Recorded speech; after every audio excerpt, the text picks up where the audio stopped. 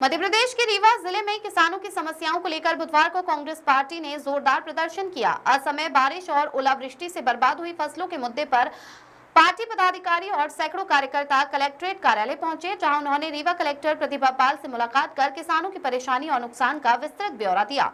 कांग्रेस ने मांग की कि तत्काल सर्वे कराकर प्रभावित किसानों को उचित मुआवजा दिया जाए ताकि वे फिर से खेती की दिशा में कदम बढ़ा सके।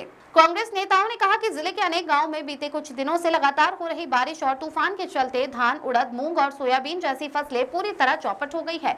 खेतों में खड़ी फसलों के साथ साथ भंडारित अनाज भी सड़ गया है। किसानों पर पहले से बैंक और साहूकारों का कर्ज है, ऊपर से फसल नुकसान ने उन्हें आर्थिक संकट में डाल दिया है। नेताओं ने कहा कि यदि प्रशासन ने त्वरित कदम नहीं उठाए तो किसानों की स्थिति आत्मनिर्भरता से बेबसी में बदल जाएगी। कलेक्टर से मुलाकात के दौरान रीवा महापौर अजय मिश्रा बाबा ने कहा कि कांग्रेस किसानों की लड़ाई सड़क से सदन तक लड़ेगी। जब तक किसानों को मुआवजा नहीं मिल जाता, ये संघर्ष जारी रहेगा। यदि प्रशासन ने अनदेखी की तो कांग्रेस आंदोलन का रास्ता अपनाने से भी पीछे नहीं हटेगी। उन्होंने कहा कि किसानों के हितों की रक्षा ही पार्टी का सर्वोच्च लक्ष्य है।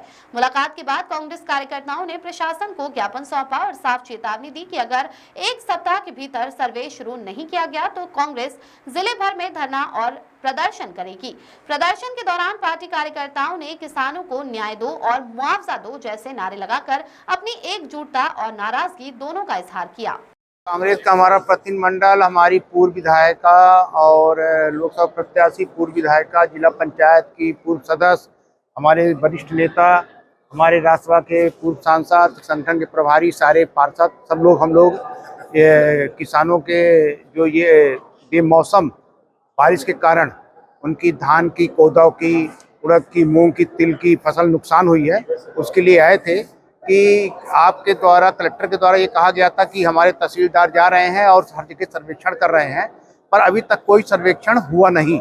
किसानों ने उसी की सर्वेक्षण होगा, उसके कारण फसलें अभी उठाई नहीं, खेत में पड़ी हुई हैं, जम रही हैं। तो हमारा ये कहने का, उन लोग का, हमारे प्रतिनिधिमंडल का ये कहने का तारतम्य था कि आप जल्दी से जल्दी इसका सर्वेक्षण कराएं और उनका मुआवजा दिलवाएं। कंपनसेशन बहुत जरूरी है क्योंकि उनके तमाम सोसाइटी से कर्जे हैं। ये सारी चीजें, एक आशा थी उनकी।